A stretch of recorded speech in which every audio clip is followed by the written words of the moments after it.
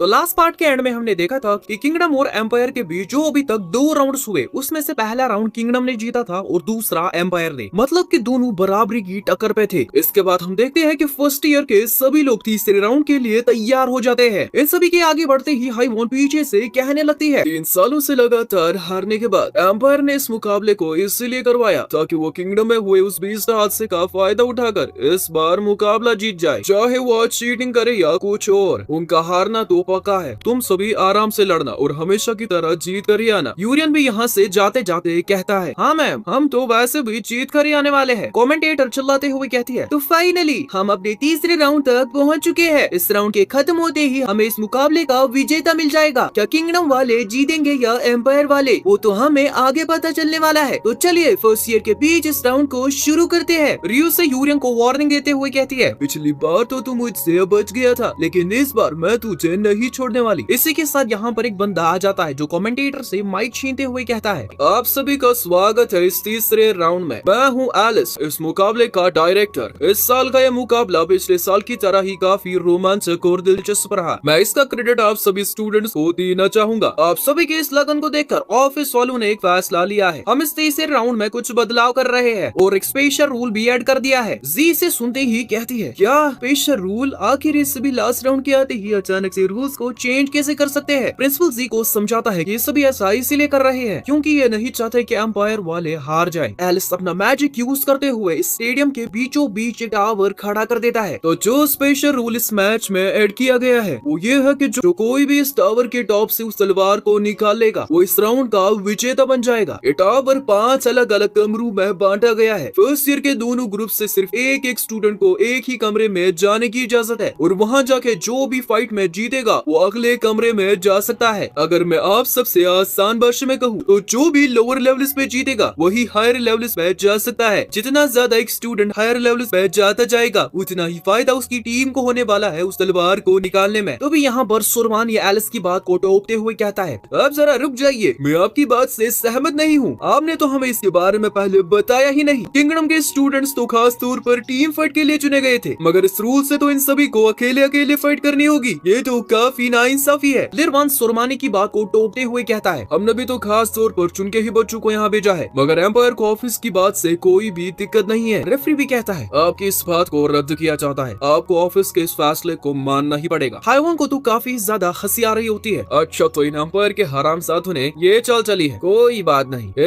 Referee जल्दी से इस राउंड को शुरू कर दो, हमारे स्टूडेंट्स भागने नहीं वाले। तो चलिए हम इस राउंड को शुरू करते हैं। आप सभी स्टूडेंट लोग यहाँ की तरफ से टावर के अंदर जा सकते हैं। ये सभी लोग इस सुनते ही टावर के अंदर चले जाते हैं। सीन ऑफिस में शिफ्ट होता है जहाँ एक बंदा इस टकले मोटे से कहता है सर किंगडम और एम्पायर के स्टूडेंट्स टावर के अंदर जा चुके हैं। यही तो चाहिए था, इसके बाद से तो हमारी जीत पक्की है। किंगडम ने तो बस अपने स्टूडेंट्स को टीम फाइट के लिए तैयार किया था। एक लोबर जो बस हील यूज कर सकता है और वो 2 बहनें जो बस एक साथ रहने से ही ताकतवर है। मगर हमने अपने स्टूडेंट्स को 1v1 के लिए काफी ही ज्यादा ट्रेन किया है। अरे भाई हमारे तो अब मजे ही मजे है। सीन टावर के अंदर शिफ्ट होता है जहाँ पर हम यूरियन को देखते हैं जिसकी फाइट होने वाली है बाचरू से। इसके बाद दूसरे कमरे में हम प्रिंसेस को देखते हैं जिसकी फाइट होने वाली है रियूसे के साथ, और इसी तरह सिया की होने वाली है हाम के साथ, म्यू की जिन के साथ, और लास्ट में है रिकी जिसकी होने वाली है इस साइको हेबी के साथ, जो आधे ही रिकी को ये दिखाते हुए कहता है अबे साले रिकी लूजर, आज तो तू मेरे हाथों से मरने वाला है। लेकिन रिकी को इससे घंटा भी फर्क नहीं पड़ता। अच्छा तो जीतने के लिए हमें टॉप फ्लोर से तलवार निकालनी होगी। क्या तुझे पता है कि ऊपर जाने का दरवाजा कहाँ से है? क्या तू मुझे चिढ़ाने की कोशिश कर रहा है? क्या तुझे लगता है कि तेरे पास एक माइटी स्पिरिट होने से तू इस दुनिया का बादशाह बन गया है? रिकी अपने स्वॉर्ड को समन करते ही हेबी पर एक अटैक कर देता है। तू काफी बकबक करता है, मगर जब हम हेबी को देखते हैं तो इस साला एक साइको सी स्माइल देख के हंसने लगता है। रिकी जब अपनी तलवार को देखता है तो वो कम्प्लीटली पिघल चुकी होती है। अबे बेवकूफ, क्या तुझे लगता है कि तेरे पास ही बस माइटी स्पिरिट की पावर्स है? मैं हूँ हेबी जिसके पास माइटी फायर स्पिरिट एल की पावर्स है। सीन फिर से इस मोटे टकले पर शिफ्ट होता है। देखो देखो वो किंगडम के नीच लोग कितने घबरा चुके हैं। मैंने कहा था ना कि मेरी स्ट्रेटेजी काम करेगी। सर वाकई आपकी स्ट्रेटेजी तो कमाल की है। अबे यार ये साला अब अपनी कितनी तारीफ करवाएगा। सोचो सोचो किंगडम वाले कितने जलील होंगे जब हमारे स्टूडेंट्स टॉप पर पहुँच कर जीत जाएंगे। मुझे तो उन सब के लिए अभी से काफी ही बुरा महसूस हो रहा है। लिरवान अंदर ही अंदर सोच रहा होता है, लगता है मेरी एनालिसिस काम कर गई। दरअसल मैंने चुपके से किंगडम के अंदर एक जासूस भेजा था जिसने मुझे इन सब फर्स्ट ईयर वालों के बारे में जानकारी लाके दे दी थी, और उसके बाद हमने इन सभी को एनालाइज करके स्ट्रेटेजी बनाई। चाहे तुम सभी हमें चीटर्स कहो या कुछ और, हम तो आज ये मुकाबला जीतने वाले हैं। तो भी अचानक से कमेंटेटर शॉक होते हुए कहती है, ये क्या, इतनी जल्दी एक स्टूडेंट टॉप फ्लोर तक पहुंच भी गया। लिरवान अंदर ही अंदर हंसते हुए कह रहा होता है, अबे यार ये तो जल्दी ही खत्म हो गया। आखिर ये कौन हो सकता है? मेरे एनालिसिस के हिसाब से तो उन दो जुड़वा भाइयों में से कोई हो सकता है। इसी के साथ हमें टॉप फ्लोर का सीन दिखाया जाता है। टॉप फ्लोर का दरवाजा खुलते ही हम और किसी को नहीं बल्कि अपने यूरियन को देखते हैं। अरे यार लगता है हमें जल्दी ही आ गया, शायद मुझे बाकियों के आने तक इंतजार करना चाहिए। वैसे यूरियन इतनी जल्दी यहाँ आया कैसे, उसे समझने के लिए हम एक फ्लैशबैक देखते हैं। मेरा कोच तुझे काफी ही कमजोर समझता है, पर मैं वो गलती नहीं करने वाला। मुझे पता है कि तुम फर्स्ट ईयर के लोग काफी ही ताकतवर हो। अबे यार तू इतना सीरियस क्यों हो गया? आराम से लड़ते हैं ना। मुझे माफ करना पर मैं नहीं रुकने वाला, क्योंकि मैं उन 3 लोगों में शामिल होना चाहता हूँ जो टॉप फ्लोर पे पहले पहुँचने वाले हैं। अरे यार मैं तो वो भूल ही गया था, हमें तो ऊपर भी जाना है। वैसे थर्ड प्लेस पे आना उतना भी बुरा नहीं है, इससे तो मुझे लोग उतना नोटिस भी नहीं करेंगे। लेकिन क्या तुझे नहीं लगता कि अभी ऊपर जाना जल्दबाजी होगी? मुझे तो नहीं लगता। पहले तू तो इसकी फिक्र कर कि क्या तू मुझे हरा भी पाएगा। तेरे साथी तो अभी तक घायल भी हो चुके होंगे। वैसे समझाने के लिए तेरा शुक्रिया। क्या तुझे लगता है कि अगर मैं अभी ऊपर गया तो मैं तीसरे नंबर पे आ जाऊंगा? इसी के साथ सीन प्रेजेंट में शिफ्ट होता है। कमेंटेटर चिल्लाते हुए कह रही होती है, जो स्टूडेंट टॉप फ्लोर पे पहले आया है वो है किंगडम का यूरियन, लेकिन आखिर वो अंदर वापस क्यों चला गया? लिरवान की तो फट जाती है और अंदर ही अंदर सोचने लगता है, क्या वो इसलिए अंदर वापस चला गया क्योंकि बाचरू उसे रोकने वहाँ आ चुका है? बाचरू तुमने तो मुझे डरा ही दिया था। लगता है कि हमें किंगडम वालों को कम नहीं समझना चाहिए था। सीन जिन पर शिफ्ट होता है जो म्यू से कह रहा होता है, म्यू हमने तुम दोनों बहनों के बारे में पहले ही पूरी जानकारी इकट्ठा की है। तुम दोनों ने तो अपने जन्म के वक्त ही अपनी माँ को मार डाला, जिसके बाद तुम्हारे माना को सील कर दिया गया। इसलिए अगर तुम्हें अपना असली माना यूज करना है तो तुम दोनों को एक साथ रहना होगा। लगता है कि तुमने हमारे बारे में काफी जानकारी इकट्ठा की है। अगर तुम दोनों की हम दोनों से तुलना की जाए तो मुझे लगता है कि मैं और मेरा भाई तुमसे ज्यादा ताकतवर है, क्योंकि हम और इसी के साथ जिन अपना माना शेयर करने लगता है, और जिस बंदे के साथ इसने शेयर किया था वो है इसका भाई। भैया लगता है कि आपने अपना माना बेचना शुरू कर दिया। मुझे तो अपनी रग रग में वो सब महसूस हो रहा है। इसी के साथ हमें बताया जाता है कि ये दोनों जुड़वा भाई अपने अपने माना को एक दूसरे के साथ शेयर कर सकते हैं, और खास बात तो ये है कि ये दोनों फिर से उसी माना को शेयर कर सकते हैं जो इन्होंने पहले शेयर किया था। मतलब कि एक कंप्लीट लूप। जब ये मैच शुरू ही हुआ था तभी तुम्हारी हार बाकी हो गई थी। इसी के साथ सीन साइको हेवी पर शिफ्ट होता है जो पागलों की तरह हंसते हुए कह रहा होता है, अरे क्या हुआ बच्ची, क्या तूने सुबह बोनवीटा नहीं खाया था? तू तो मुझे छू भी नहीं पा रहा। इसी के साथ हेवी फायर एनर्जी को इकट्ठा करते हुए रिकी पर अपनी फायर केक इस्तेमाल कर देता है। अब ये अटैक रिकी को लग पाता कि तभी रिकी अपने आसपास विंड शील्ड को क्रिएट कर देता है, मगर जब ये आग विंड के साथ मिक्स होने लगती है तो यहाँ पर अचानक से ही आग का तूफान क्रिएट हो जाता है जो रिकी को जकड़ लेता है। अबे बेवकूफ, क्या तुझे पता नहीं कि बिना को और ज्यादा भड़काती है? लगता है कि तू मुझे कभी भी हरा नहीं पाएगा। सीन प्रिंसिपल और हाई वन पर शिफ्ट होता है। सर मुझे तो काफी चिंता हो रही है, क्योंकि लोअर फ्लोर्स में क्या कुछ हो रहा है उसका हमें बिल्कुल भी नहीं पता। क्या हमें इस फाइट को रोक देना चाहिए? जी मैं इस फाइट को रोकना तो चाहता हूँ, लेकिन हाईवॉन के इस कॉन्फिडेंस को देखकर मैं ये नहीं कर पा रहा। बच्चों तुम्हें अपनी पावर को अब दबा कर नहीं रखना चाहिए, जल्दी से इस फाइट को खत्म कर दो। इसी के साथ हम उस आग के तूफान को देखते हैं जिससे काट कर रिकी बाहर आ जाता है। रिकी अपनी विंड स्वॉर्ड को निकाल कर हेवी पर अटैक कर देता है। हेवी अपनी फायर एनर्जी को 200% पर रिलीज करने लगता है। इस बार मैं तेरे ब्लेड के साथ साथ तेरे जिस्म का एक एक अंग पिघला कर रख दूंगा। माइटी स्पिरिट मुझे अपनी पावर्स प्रदान कीजिए। और इसी के साथ रिकी काफी ही स्लैशेस इस हेवी पर कर देता है, जिसकी वजह से हेवी की पूरी आग खत्म हो जाती है। अरे आखिर मेरी आग को क्या हो गया? विंड तो आग को नहीं बुझा सकती। इसी के साथ हमें हेवी का पास्ट दिखाया जाता है। पापा मैं सेकंड ईयर की तरफ से चुना गया हूँ, मैं इस मुकाबले में साबित कर दूंगा कि हाउस ऑफ फायर सच में महान है। क्या साबित? बेटा ऐसी कोई चीज नहीं होती, चाहे हम कितनी भी कोशिश कर ले हम विंड को कभी नहीं हरा सकते। 4 माइटी स्पिरिट्स में से 2 ही ऐसी स्पिरिट्स है जो हम इंसानों को अपनी पावर्स देती है, और इनमें से भी जो स्पिरिट सबसे महान है वो है विंड स्पिरिट। बेटा मुझे तो लगता है कि माइटी फायर स्पिरिट एल हमसे प्यार नहीं करती। इसी के साथ सीन प्रेजेंट में फिर से शिफ्ट होता है। क्या ये वही निराशा है जो मेरे पापा ने महसूस की होगी? रिकी पीछे से डेडली लुक देते हुए कहता है, अब क्या हुआ? तूने तो कहा था कि तू मेरे जिस्म को पिघला कर रख देगा। इसी के साथ सीन दूसरी जगह शिफ्ट होता है जहाँ पर जिन अपनी इस ऑरा फिस्ट से म्यू पर अटैक कर देता है, जो म्यू के बजाय जमीन पर बढ़ जाता है, जिसकी वजह से यहाँ एक धमाका हो जाता है। म्यू इस धमाके से बचकर दूर चली जाती है। म्यू आखिर तुम कब तक ये भाग दौड़ करने वाली हो? क्या तू लड़ने नहीं वाली? इसी के साथ जिन म्यू की तरफ बढ़ने लगता है और म्यू भी फाइट के लिए तैयार हो जाती है। तभी अचानक से यहाँ पर यूरियन आ जाता है। क्या तुम में से किसी को पता है कि आखिर मेरा कमरा कहाँ है? म्यू यूरियन को देखकर काफी ज्यादा ब्लश करने लगती है, जिसके साथ ही हमें म्यू के पास का एक सीन दिखाया जाता है। सिया म्यू से कह रही होती है, क्या तुम्हें प्रिंस चार्मिंग के बारे में पता है? म्यू हैरान होते हुए कहती है, क्या प्रिंस चार्मिंग, क्या ये एम्पायर से कोई है? सिया म्यू को समझाते हुए कहती है, अरे बहना, ये किसी का नाम नहीं है, बल्कि प्रिंस चार्मिंग तो एक ऐसा इंसान होता है जो प्रकट होता है जब तुम किसी खतरे में हो। क्या वो काफी ही ज्यादा ताकतवर होता है? वेल बहना, पॉइंट ये नहीं है कि वो ताकतवर है या नहीं, बट वो अपनी जान जोखिम में डाल के अपने प्यार की हिफाजत करता है। इसी के साथ सीन प्रेजेंट में शिफ्ट होता है। जिन को काफी ही ज्यादा गुस्सा आ रहा होता है कि आखिर ये ऑनर स्टूडेंट यहाँ कैसे टपक पड़ा, सब कुछ तो प्लान के हिसाब से ही हो रहा था। जिन कहने लगता है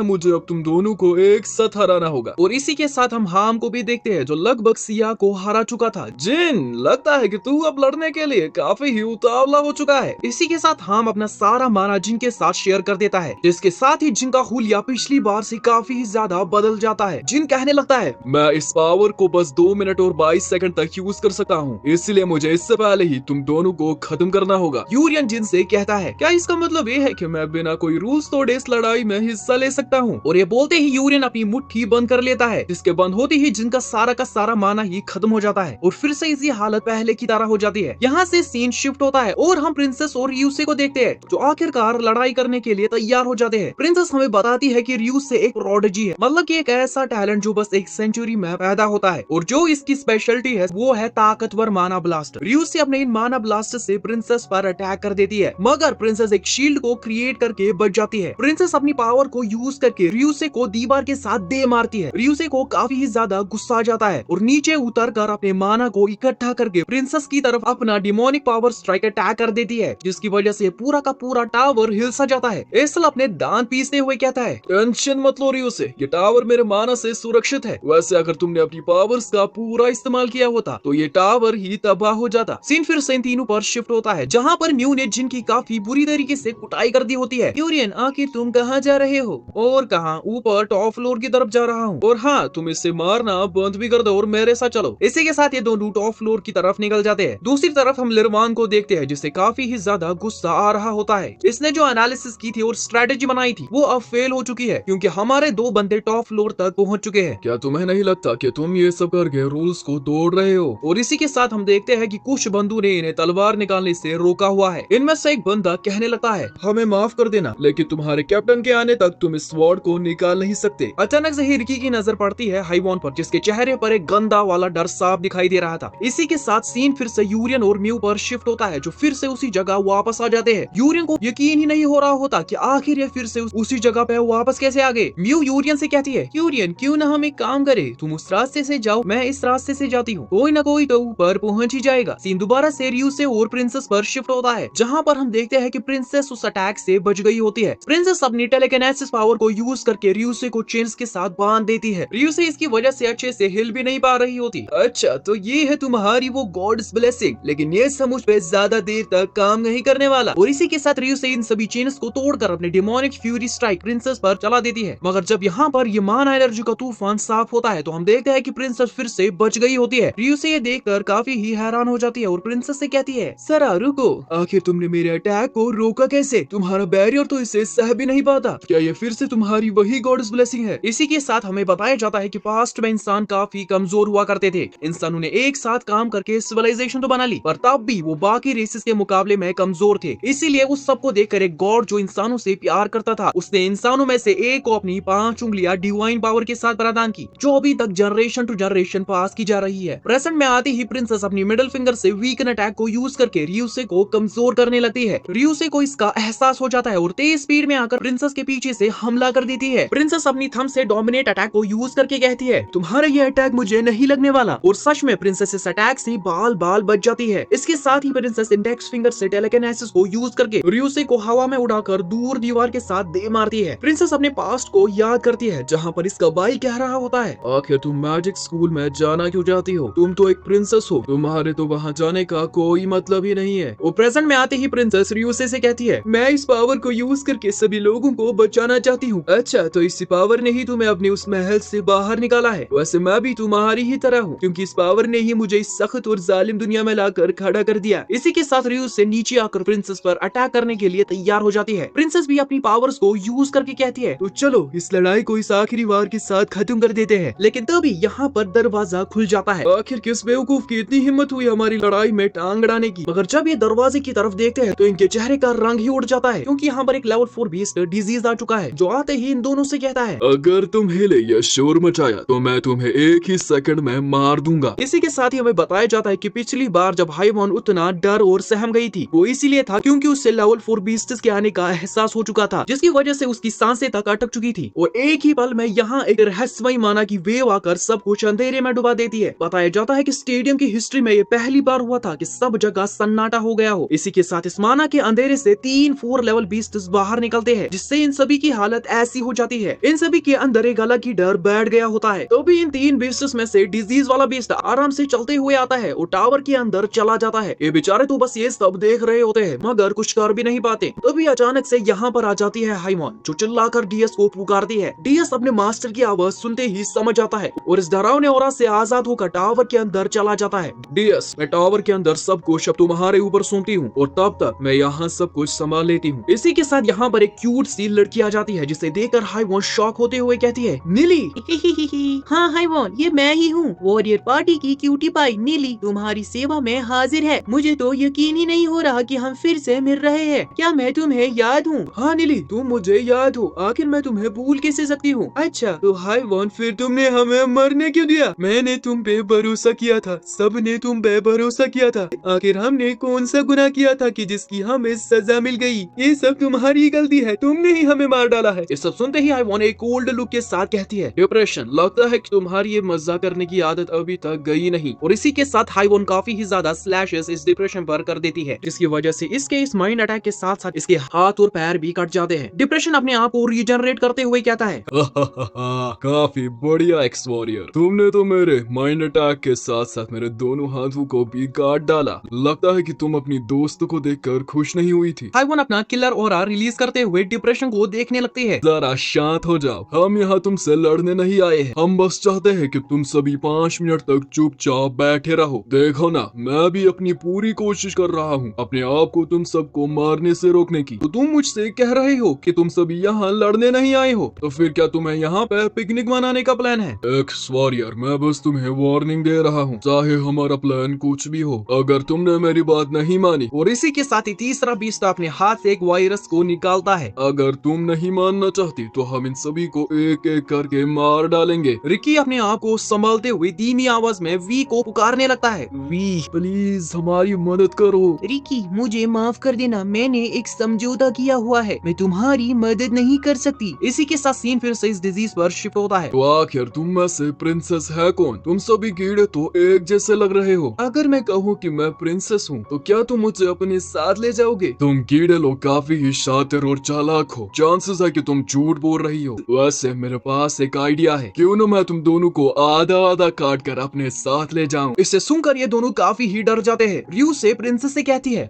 मैं तुम्हें 2 चॉइसेस देती हूँ, पहले ये है कि हम इस मॉन्स्टर के साथ फाइट करके यहाँ से भाग जाए, और दूसरा ये है कि तुम मुझे चारे की तरह इस्तेमाल कर सकती हो। अच्छा, तो तीसरा ऑप्शन क्या है? क्या तुम मेरा राज खोल कर यहाँ से भागने वाली हो? वेल, वैसा कोई भी ऑप्शन नहीं है। तो फिर मेरा भी जवाब तुम्हारी ही तरह है, दूसरे ऑप्शन का सवाल ही नहीं उठता। अच्छा तो फिर ठीक है, लगता है कि अब हमें फाइट करनी ही पड़ेगी। सीन यूरियन पर शिफ्ट होता है, जो अभी भी ऊपर जाने का रास्ता ढूंढ रहा था। यूरियन को समझ आ जाता है कि वो किसी भूल भुलैया में फंस चुका है। इसी के साथ यूरियन एक ईविल सी मुस्कान देते हुए कहता है लगता है कि मुझे अब अपनी असली तलाश शुरू करनी होगी। इसी के साथ हम एसिल को देखते हैं, जिसकी फट के हाथ में आ चुकी होती है, क्योंकि इस बंदे के टावर का कंट्रोल अब बीस्ट्स के हाथों में चला गया है। सीन फिर से डिजीज पर शिफ्ट होता है, जो इन दोनों पर एक खतरनाक अटैक कर देता है। लेकिन ये अटैक इन दोनों को खत्म कर पाता कि तभी रियू से प्रिंसेस को गोद में उठाकर फुल स्पीड से दूर हट जाती है। प्रिंसेस अपनी मिडिल फिंगर को यूज करके डिजीज पर अपना वीकन अटैक यूज कर देती है। क्या तुम्हें लगता है कि तुम मुझे इस अटैक से रोक दोगी? दरअसल मैं तुम्हें नहीं रोकने वाली, बल्कि मेरे पीछे जो खड़ी है वो तुम्हें खत्म कर देगी। इसी के साथ रियो से अपनी डिमोनिक फ्यूरी स्ट्राइक सेप्टिनरी इस बीस्ट पर कर देती है, लेकिन डिजीज को इससे एक खरोच तक नहीं आती। डिजीज रियूसे को अपने हाथ की तरफ देखने का कहता है, और जब रियू से नीचे देखती है तो उसे अपना हाथ महसूस ही नहीं हो रहा होता। प्रिंसेस अपनी टेलेकिनेसिस से डिजीज को दूर करके रियूसे के पास आ जाती है। क्या तुम ठीक हो? हाँ मैं ठीक हूँ, बस हाथ थोड़ा सा जख्मी हो चुका है। है। तो फाइनली हमने वो कर दिया और इसी के साथ हम देखते हैं कि दीवार पूरी तरह से टूट चुकी होती है। मतलब ये दोनों वो सब कुछ इसीलिए करते आ रहे थे ताकि ये यहाँ से भाग सके। वैसे अगर तुम सोच रहे हो कि ये तो दरवाजे से भी बाहर निकल सकते हैं, तो मैं तुम्हें बता दूं कि दरवाजे और टावर पर इन सारे बेस्टर्स का कब्जा है। इनका ये डार्क माना इन्हें बाहर ही नहीं जाने देगा। अब ये दोनों अपने प्लान को अंजाम देते कि तभी इनकी नाक से खून निकलने लगता है। वैसे ये सब इस डिजीज की वजह से हो रहा है। जो हंसते हुए कहता है, क्या तुम्हें नहीं पता कि हम इंसानों को ही मारने के लिए पैदा हुए हैं? आखिर तुम हमसे कैसे भाग सकते हो? इसी के साथ सीन टावर के बाहर शिफ्ट होता है, जहाँ पर हम देखते हैं कि इस पूरे के पूरे स्टेडियम को इन बीस्टर्स ने एक बैरियर के अंदर कैद कर दिया है। रिकी अंदर ही अंदर सोच रहा होता है, क्या ये सभी प्रिंसेस को ढूंढ रहे हैं? क्या इन्होंने मिस हाइवॉन को यहाँ पर इसलिए रोक रोक के रखा है ताकि ये बिना किसी रुकावट के प्रिंसेस को ढूंढ सके? मिस हाइवॉन, मुझे यकीन है कि हमारे सभी जानों से भी कई ज्यादा जरूरी कोई है। हमें उसे इन बीस्टर्स के हाथों नहीं लगने देना है। मिस हाइवॉन, आपको जल्दी से डिसाइड करना होगा। मैं तो अपनी जान देने के लिए पूरी तरह से तैयार हूँ। रिकी,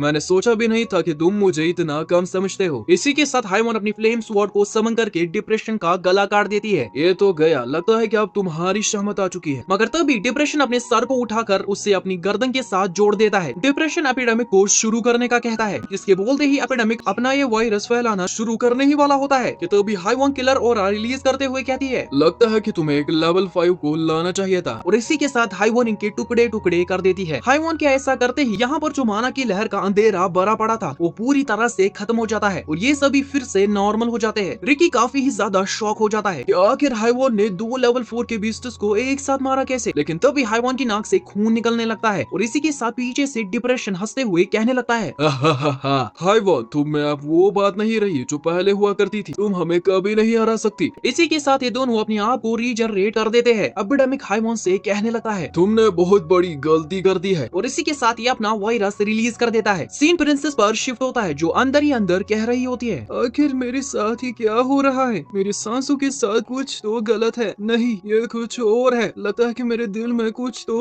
अजीब हो रहा है। इसी के साथ हमें प्रिंसेस के पास्ट को दिखाते हुए बताया जाता है कि सरिती जब छोटी बच्ची थी तो वो हमेशा अपने भाई से तलवारबाजी और मैजिक के बारे में सीखना चाहती थी। मगर सरिती का भाई उससे हमेशा न करते हुए कह देता था कि तुम्हारे लिए तो ये सब बस बकवास चीजें हैं। आखिर तुम्हारा क्या फायदा होगा इसे सीखने से? मगर सरिती बेचारी ये सब इसीलिए सीखना चाहती थी ताकि ये इस महल की कैद से आजाद होकर इन सब को दिखा सके कि आखिर ये क्या क्या कर सकती है। सरिती ने अपने डैड मतलब कि राजा से भी पूछा था कि मुझे मैजिक स्कूल जाना है, मगर राजा चाहता था कि सरिती वहाँ जाने के बजाय स्कूल ऑफ नॉलेज में जाए क्योंकि सरिती काफी ही ज्यादा कमजोर थी। इसी के साथ प्रेजेंट में आते ही प्रिंसेस हमें बताती है, लेकिन एक दिन ऊपर वाले ने मेरी सुन ली और 2 साल पहले ही मुझे ये पावर्स मिल गई जिससे मैं उस महल से आजाद हो गई। प्रिंसेस चिल्ला कर कहने लगती है, मैं किसी को भी मरने नहीं देने वाली। और इसी के साथ प्रिंसेस अपनी टेलेकिनेसिस डिजीज पर यूज कर देती है लेकिन कोई फायदा नहीं होता। इसके बाद प्रिंसेस अपने डोमिनेट अटैक को यूज करके कहती है, जल्दी से अपने घुटनों के बल आकर बैठ जा। मगर डिजीज काफी ही ज्यादा पावरफुल होने की वजह से थोड़ा सा ही झुक जाता है। डिजीज को ऐसी पावर महसूस होते ही पता चल जाता है कि यही प्रिंसेस है। अब ये दोनों कुछ कर पाते या यहाँ से भागते कि तभी डिजीज इन दोनों की आंखें फोड़ देता है। अच्छा, तो वो है गॉड्स ब्लेसिंग वाला हाथ, वही तो हमें चाहिए। प्रिंसेस को काफी ही ज्यादा बुरा महसूस हो रहा था। अगर मैं उसी महल में पड़ी अगर मैंने अपने सपनों पे हार मान ली होती तो आज मुझे ये सपना देखना पड़ता। वो लोग भी मेरे लिए अपनी जान नहीं गवाते। डिजीज काफी ज्यादा हंसते हुए कहता है, चाहे तुम कुछ भी करो, तुम्हारी मौत तो पक्की है। प्रिंसेस को काफी ज्यादा रोना आ रहा होता है। यहाँ पर काफी ही ज्यादा अंधेरा है। मगर तभी प्रिंसेस के इस अंधेरे में एक हरे रंग की रोशनी चमकती है, जिसके साथ ही हम देखते हैं कि प्रिंसेस पूरी तरह से हील हो जाती है। प्रिंसेस, मानना पड़ेगा तुम काफी शानदार और बहादुर हो। प्रिंसेस शॉक हो जाती है कि आखिर यूरियन यहाँ आया कैसे और आखिर वो बीस्ट है कहाँ। मगर जब हम बीस्ट को देखते हैं उसके बस पैर ही बच गए थे। इसी के साथ हमें थोड़ी देर पहले का सीन दिखाया जाता है जहाँ पर यूरियन ऊपर जाने का रास्ता ढूंढ रहा था। मगर तभी उसे कमरे से काफी ज्यादा माना महसूस होता है, जिसके साथ ही वो कमरे की तरफ बढ़ता है और दीवार तोड़कर अंदर चला जाता है। यूरियन अंदर आते ही काफी हैरान हो जाता है कि आखिर इनके साथ हुआ कैसे। मगर तभी अचानक पीछे से डिजीज यूरियन पर अटैक कर देता है। यूरियन को ये अटैक लग पाता कि तभी वो अपने इस गजब के अटैक से डिजीज की ये हालत कर देता है। इसके बाद यूरियन इन दोनों को हील कर देता है। रियू से काफी ही हैरान हो जाती है क्योंकि इसके पैरालाइज हुए हाथ के साथ साथ ही सभी चोटें ठीक हो जाती है। प्रिंसेस यूरियन की हीलिंग को पहली बार महसूस करके अंदर ही अंदर कहने लगती है, मैंने तो यूरियन की हीलिंग को बस दूसरों पर काम करते हुए देखा था, मगर आज मुझे पता लग रहा है कि आखिर यूरियन की हील कितनी शानदार है। यूरियन प्रिंसेस से कहने लगता है, प्रिंसेस मानना तो पड़ेगा आप काफी ताकतवर हो। आपने उस बीस्ट को अभी तक रोका हुआ था, ये तो बड़ी कमाल की बात है। प्रिंसेस ये सुनते ही काफी ज्यादा शर्माने लगती है। मगर तभी रियू से प्रिंसेस से कहती है, प्रिंसेस क्या तुम्हारे पास अभी भी वो गॉड्स ब्लेसिंग है। प्रिंसेस जब चेक करती है तो उसके पावर्स अभी भी उसी के पास थे। रियुसे को काफी ही अजीब लगता है कि अगर उस बीस्ट का प्लान प्रिंसेस की पावर्स को चुराना था तो आखिर वो इन्हें लिए बगैर यहाँ से चला क्यों गया? क्या उसका कोई और प्लान है? वैसे गाइस इन्हें अभी तक पता नहीं है यूरियन ने डिजीज को कब का खत्म कर दिया है। रियुसे इन सभी को मशवरा देती है कि डिजीज के आने से पहले ही यहाँ से चले जाते हैं, मगर जब ये दीवार की तरफ देखती है इसके तो होश उड़ जाते हैं क्योंकि यहाँ पर किसी ने पूरी की पूरी दीवार ही तोड़ डाली थी। रियुसे को लगता है कि ये दीवार पक्का उस डिजीज ने तोड़ी होगी। तभी रियुसे चिल्लाकर प्रिंसेस से कहती है, प्रिंसेस वहाँ से हट जाओ। और इसी के साथ हम देखते हैं कि प्रिंसेस के पीछे डिजीज खड़ा होता है। रियुसे दौड़ते हुए प्रिंसेस को बचाने की कोशिश करती है, लेकिन रियुसे की ये कोशिश बेकार थी क्योंकि डिजीज प्रिंसेस के काफी करीब था। अब डिजीज प्रिंसेस को आज मार पाता कि तभी यूरियन अपने मैजिक से इस बीस्ट का अटैक खत्म कर देता है। इसी के साथ रियुसे फाइनली आकर अपनी एक्सट्रीम डिमोनिक फ्यूरी स्ट्राइक इस डिजीज पर कर देती है, मगर इस अटैक के लगने के बाद भी इस साले डिजीज को एक खरोच तक नहीं आती। रियुसे प्रिंसेस से कहने लगती है, मेरी पूरी ताकत को इस्तेमाल करने के बाद भी इसे तो एक खरोच तक नहीं आई, लगता है कि हम इसे नहीं हरा सकते। रियुसे तुम ठीक कह रही हो, चाहे हम कोई भी तरीका अपना ले हमारे जीतने के चांसेस बिल्कुल ही जीरो है, मगर एक बंदा है जो इसे हरा सकता है। और इसी के साथ ये दोनों यूरियन को फंसा कर कहते हैं, यूरियन अब तुम्हारा टाइम आ चुका है चमकने का। यूरियन बेचारा तो ये सुनकर हक्का बक्का रह जाता है। यूरियन अंदर ही अंदर कह रहा होता है कि आखिर ये मैं कहाँ फंस गया, मैं तो एक मामूली सा स्टूडेंट बनना चाहता था। तभी यूरियन को एक आइडिया आता है जिसके बाद वो अपने मैजिक को एक्टिवेट करने लगता है। प्रिंसेस अपनी डोमिनेशन और टेलीकिनेसिस को एक साथ इस्तेमाल करके इस बीस्ट को जकड़ लेती है। इसी के साथ यूरियन एक माना स्फीयर को क्रिएट करके डिजीज पर दे मारता है। यूरियन एक्टिंग करते हुए इन दोनों से कहने लगता है, अरे नहीं, मुझे तुम दोनों माफ कर देना, वही मेरी असली ताकत थी। देखो मैं कितना कमजोर हूँ, मैं तो बस हील यूज करने में ही अच्छा हूँ। इसी के साथ मेरी ताकत का राज सब राज ही रहने वाला है। मगर जब हम प्रिंसेस को देखते हैं वो काफी ज्यादा शॉक हो चुकी होती है और सोचने लगती है कि आखिर यूरियन ने परफेक्ट स्फीयर का शेप बनाया तो बनाया कैसे, क्योंकि गाइस इस दुनिया में परफेक्ट स्फीयर के नाम की कोई चीज नहीं है। प्रिंसेस हमें बताती है कि अगर हम अपनी सारी टेक्नोलॉजी को यूज भी करें तब भी हम एक परफेक्ट स्फीयर को नहीं बना पाएंगे। डिजीज के आसपास धूल साफ होते ही हम देखते हैं कि उस स्फीयर ने डिजीज का मुकड़ा ही तबाह कर दिया होता है। यूरियन रियुसे से कहता है कि तुम्हें प्रिंसेस को लेकर यहाँ से भाग जाना चाहिए। तभी डिजीज यूरियन का सर पकड़कर उसे दीवार में इतनी जोर से दे मारता है ना, यहाँ की पूरी दीवार का हाल ऐसा हो जाता है। प्रिंसेस को ये देखकर काफी ही डर जाती है और यूरियन को पुकारने लगती है। रियुसे हालात को समझकर प्रिंसेस को लेकर यहाँ से भाग जाती है। डिजीज अब इन्हें भी मार देता कि तभी उसके पीछे एक अलग ही लेवल की एनर्जी रिलीज होने लगती है, जिसके साथ ही हम देखते हैं कि यहाँ पर यूरियन अपने यूरिस ब्ला ब्ला के गेटअप में आकर डिजीज के ऊपर अपनी तलवार से इतने कट्स मारता है ना कि इसके जिस्म के टुकड़े टुकड़े हो जाते हैं। गाइस यूरियन के इस अटैक का इम्पैक्ट इतना ज्यादा था कि इसकी वजह से इस कमरे के साथ साथ पूरा का पूरा बैरियर लगभग तबाही हो गया था। सीन इन दोनों पर शिफ्ट होता है जिन्हें महसूस हो जाता है कि डिजीज अब मर चुका है। क्या तुम्हें लगता है कि ये उस गॉड्स ब्लेसिंग वाले का काम हो सकता है? मुझे नहीं लगता कि ये उस गॉड्स ब्लेसिंग वाले का काम है, ये ताकत उससे काफी ही अलग थी। एपिडेमिक गुस्सा होते हुए कहने लगता है, मैं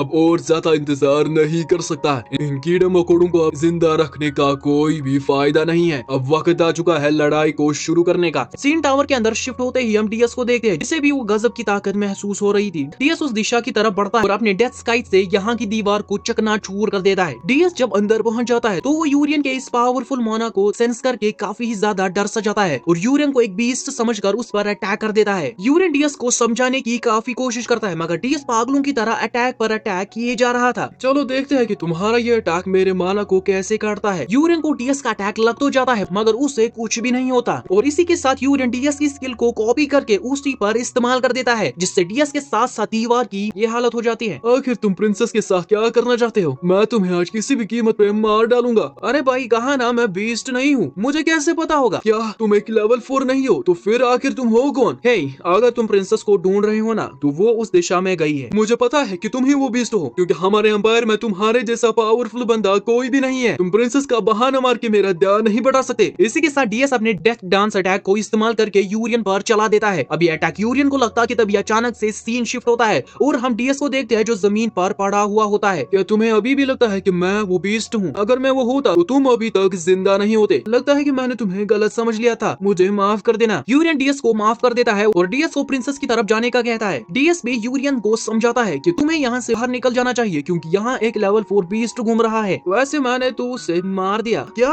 तुम झूठ बोल रहे हो, है ना? डीएस अंदर ही अंदर सोचने लगता है कि ये बंदा कितना ही ताकतवर हो, मगर ये एक लेवल 4 को नहीं मार सकता क्योंकि लेवल 4 बीस्ट्स को तो सबसे ताकतवर बीस्ट्स में शुमार किया जाता है। हे, क्या तुमने कभी अपने जिस्म पर किसी जगह एक तलवार के निशान को देखा है? क्या एक निशान? नहीं, मैंने तो कभी नहीं देखा। जरा अच्छे से याद करो, कहीं तो होगा। मैंने कहा ना, मेरे पास वैसा कुछ भी नहीं है। क्या तुम एक वॉरियर नहीं हो? क्या एक वॉरियर? आखिर तुम ये क्या रहे हो? इसी के साथ हमें बताया जाता है कि तलवार का ये निशान एक वॉरियर हीरो को अता किया जाता है। इस निशान के आते ही एक बंदा वॉरियर बन जाता है और इस निशान के पिछले मालिक की सभी पावर्स इस नए बंदे में ट्रांसफर हो जाती है। जैसे ही पिछला बंदा अपनी पावर्स खो देता है, वैसे ही नए बंदे को अगला वॉरियर चुना जाता है। डीएस बताता है 2 साल पहले ही हाइवॉन ने अपनी पावर्स खो दी थी, लेकिन अभी तक उस नए वॉरियर का कोई भी अता पता नहीं है। ए, क्या तुम अपने कपड़े निकाल सकते हो? मैं तुम्हारा वो निशान ढूंढने में मदद कर सकता हूँ। अब इस साले, क्या तू मेरी इज्जत लूटना चाहता है? तुम्हें कोई गलत फहमी हुई है, मैं वो वॉरियर बिल्कुल भी नहीं हूँ। अच्छा ठीक है, पर कम से कम तुम मुझे अपना नाम तो बता ही सकते हो। मैं हूँ यूरिस। क्या तुम सच में यूरिस ब्लाब्ला हो? इसी के साथ यूरिन यहाँ से चला जाता है। सीन हाइवॉन पर शिफ्ट होता है, जो डिप्रेशन के साथ फाइट कर रही होती है। हाइवॉन एक गजब की स्लैश के साथ ही डिप्रेशन के 2 हिस्से कर देती है। डिप्रेशन अंदर ही अंदर सोचने लगता है कि हाइवॉन के अटैक से दूरी बनाकर रखना बिल्कुल ही बेकार है, क्योंकि हाइवॉन के पास अभी तक के वॉरियर्स के इतिहास में सबसे खतरनाक एबिलिटी है, जो कि है स्पेस टाइम को मैनिपुलेट करना। इसी के साथ हमें बताया जाता है कि अगर एक गिरा हुआ शिप लुढ़क कर इस चट्टान के पास पहुंच जाता है, तो वो एक आम से आदमी के लिए बस ऐसा ही दिखेगा, लेकिन हाइवॉन स्पेस टाइम को मैनिपुलेट कर सकती है, उसके लिए ये कुछ ऐसा दिखेगा। इसका सिंपल सा मतलब ये है कि अगर हाइवॉन पेट के पास अपनी तलवार से हमला करती है, तो दूर पड़ा हुआ ये सेब कट जाएगा। प्रेजेंट में आते ही डिप्रेशन कहने लगता है, मुझे इसे जल्दी ही मारना होगा, क्योंकि ये हमारे लिए एक बड़ी मुसीबत है। जिसके साथ ही डिप्रेशन नीली का रूप ले लेता है और कहता है, मैं मरना नहीं चाहता। मगर हाइवॉन को इससे कुछ भी नहीं होता। इसे देखकर डिप्रेशन अपनी दूसरी चाल चलता है और 2 आदमियों को पकड़कर कहने लगता है, आइवॉन, तुम्हारे लिए एक सवाल है। मेरे राइट हैंड में एक जवान आदमी है और लेफ्ट हैंड में एक बूढ़ा। राइट हैंड वाले बंदे ने एक बार दूसरे इंसान की जान ली थी, मगर अब ये उन गुनाहों की तौबा कर रहा है और अपनी फैमिली को खिलाने पिलाने के लिए देर रात मेहनत करता है। लेफ्ट हैंड वाले बंदे ने अपनी पूरी जिंदगी अपने देश की सेवा में लगा दी, जिस दौरान इसने कईयों की जान बचाई, लेकिन ये जल्दी ही मरने वाला है। तुम इन दोनों में से सिर्फ एक बंदे को ही बचा सकती हो। क्या तुम एक जवान गुनहगार को बचाओगी या एक बूढ़े हीरो को? वेल, इसका जवाब है इनमें से कोई भी नहीं। इसी के साथ डिप्रेशन इन दोनों को मार देता है और दोबारा से कहने लगता है, क्योंकि यहाँ पर आज हर कोई मरने वाला है। डिप्रेशन के ये बोलते ही यहाँ पर सभी लोग एक एक करके मरने लगते हैं। आइवॉन, यहाँ पर ये सभी लोग एक एक करके मरने वाले हैं। क्या तुम इन्हें बचाओगी नहीं? चलो, मैं तुम्हें एक चांस दे देता हूँ, लेकिन उसके लिए तुम्हें अपने एक हाथ को काट डालना होगा। वैसे भी तुम्हारे पास अब वो वॉरियर वाली पावर्स कहाँ है? तो आखिर तुम हमें कैसे हराओगी? अगर तुमने अपने हाथ को काट डाला तो हम यहाँ से चले जाएंगे, वरना तुम्हारे इन प्यारे लोगों का आज यहीं पर खात्मा होने वाला है। हाइवॉन को काफी ज्यादा गुस्सा आ रहा होता है। हाइवॉन के इमोशंस कंट्रोल से बाहर चले जाते हैं और इसी के साथ हाइवॉन डिप्रेशन के ऊपर हमला करके इसके टुकड़े टुकड़े कर देती है। आइवॉन, लगता है कि तुम इन प्यारे से इंसानों को बचाना नहीं चाहती। एपिडेमिक, हाइवॉन अब काफी ही कमजोर हो चुकी है। अब जल्दी से इन सभी को अपनी उस खतरनाक तबाही और तकलीफ में डाल दो, ताकि इस हाइवॉन को समझ आ जाए इसने डिप्रेशन का ऑफर नकार के सबसे बड़ी गलती कर दी है। लेकिन तभी हम देखते हैं कि आसमान से कोई चीज आकर नीचे गिर जाती है और जब हम उस साइड देखते हैं तो वहाँ एपिडेमिक का सर पड़ा हुआ होता है। इसे देखकर डिप्रेशन के होश ही उड़ जाते हैं। इसी के साथ यहाँ पर एंट्री होती है अपने यूरियन की। लगता है कि मैं टाइम पे आ गया। अब हमें थोड़ी देर पहले का सीन दिखाया जाता है, जहाँ पर एपिडेमिक डिप्रेशन की बात को सुनकर अपनी पावर एक्टिवेट करने ही वाला होता है कि तभी यहाँ पर यूरियन आ जाता है। क्या शानदार नजारा है। एपिडेमिक को समझ ही नहीं आ रहा होता कि आखिर ये बंदा इसके पीछे कब आ गया। लगता है कि तुम भी एक बीस्ट हो। वैसे रुको, तुम तो कुछ जाने पहचाने से लग रहे हो। अरे, अब मुझे याद आया, तुम तो वो मच्छर बीस्ट हो। एपिडेमिक गुस्सा होते हुए कहता है, अबे साले, मच्छर तेरा पापा होगा। यूरियन एपिडेमिक की नाक को पकड़ते हुए कहता है, और हाँ, ये तो एक मच्छर का वीक स्पॉट है ना। एपिडेमिक को इतनी बेइज्जती हजम नहीं होती और अपने डार्क माना को रिलीज करते हुए कहता है, लगता है कि तुझे मरने की काफी जल्दी है। तूने मेरे को उकसा के बड़ी गलती कर दी। लेकिन तभी हम देखते हैं कि यूरियन अपने एक ही स्लैश के साथ इस एपिडेमिक का गला ही काट देता है और सीन फिर से प्रेजेंट में शिफ्ट होता है। इन सभी को ये देखकर यकीन ही नहीं होता कि यूरिस ब्लाब्ला ने एक लेवल 4 को खत्म कर दिया। तभी यहाँ पर डीएस भी आ जाता है, जो हाइवॉन को बता देता है कि टावर के अंदर सब कुछ ठीक हो चुका है, वो लेवल 4 अब मर गया है। यूरियन डीएस से कहता है कि मेरे पास तुम्हारे लिए एक काम है, तुम्हें जल्दी से इस स्टेडियम के ऑडियंस के पास जाना होगा और उन लोगों के माना को काटना है जो खांस रहे हैं। डीएस को समझ ही नहीं आ रहा होता कि आखिर यूरिस ब्लाब्ला इसे कहना क्या चाहता है। यूरियन डीएस को समझाता है कि इन बीस्ट्स ने काफी ही मात्रा में ऑफेंसिव मैजिक यूज किया है, जिसने इन सभी के रेस्पिरेटरी ऑर्गन्स को डैमेज कर दिया है और जिन सभी को ये बीमारी लग गई है वो दूसरों को भी बीमार कर रहे हैं। आमतौर पर हमें इन सभी को अलग थलग रखना चाहिए होगा ताकि इनकी बीमारी का पता लगाकर इन्हें ठीक कर सके, मगर वो अभी इस बैरियर और माइंड मैजिक की वजह से मुमकिन नहीं है। इसलिए मैं चाहता हूँ कि तुम अपनी एबिलिटी की मदद से इस बीमारी को जड़ से खत्म कर दो। हाइवॉन ये सुनकर काफी ही ज्यादा शॉक हो जाती है क्योंकि उसे यकीन ही नहीं हो रहा था यूरिस ब्ला ब्ला को ये सब कैसे पता है। यूरियन कहता है क्योंकि मैं इससे पहले भी लड़ चुका हूँ। वेल अभी के लिए तुम्हें इन सभी बातों को छोड़कर इस मामले को सुलझाने की कोशिश करनी चाहिए और तब तक मैं इन्हें रोक के रखता हूँ। इसी के साथ हम देखते हैं कि एपिडेमिक ने अपने आप को पूरी तरह से रीजनरेट कर दिया है। अभी ये खत्म नहीं हुआ है, तुम्हें हमें कमजोर समझने की गलती छोड़ देनी चाहिए। तभी हम देखते हैं कि हाइवॉन इसे फिर से काट कर रख देती है। इसी के साथ एपिडेमिक अपना वायरस छोड़ देता है लेकिन यूरेन इस सभी को फैलने से पहले ही काट देता है। अबे साले मच्छर, अब तू इन छोटी मोटी ट्रिक्स को छोड़ भी दे। चल हाँ लड़ाई करते हैं। इसी के साथ हमें बताया जाता है कि ये लेवल 4 एपिडेमिक आज से लगभग 95 ईयर्स पहले फेल्टॉन में जाहिर हुआ था। फेल्टॉन एक ऐसा शहर था जिसमें लगभग 6 मिलियन लोग आबाद थे। उस वक्त पे फेल्टॉन के लीडर ने हुक्म दिया था कि इस बीस्ट को जल्द से जल्द मारना होगा और उसके बाद इसके जिस्म को जलाना होगा, वो भी लगातार 4 दिन तक। फेल्टॉन के लीडर के हुक्म के साथ इस बीस्ट का खात्मा कर दिया गया और इसी तरह से इस शहर ने अपनी आबादी को पूरी तरह खत्म होने से रोक दिया। अब प्रेजेंट में आते ही हमें बताया जाता है क्या हो अगर एपिडेमिक जिसने लगभग 6 मिलियन लोगों की जान ले ली वो अपने इस पावर को एक साथ मिलाकर सिर्फ एक बंदे पर अटैक कर दे। इसी के साथ एपिडेमिक अपने इस बड़े से हाथ को पावर अप करते हुए यूरियन पर अटैक कर देता है। अच्छा तो ये है वो हाथ जो 1 बिलियन लोगों को मार सकता है। इसी के साथ यूरेन अपने हाथ को ऊपर करते हुए कहता है रॉक पेपर सीजर, जिसके साथ ही यूरेन इस हाथ के 2 हिस्से करते हुए एपिडेमिक का हाल भी बेहाल कर देता है।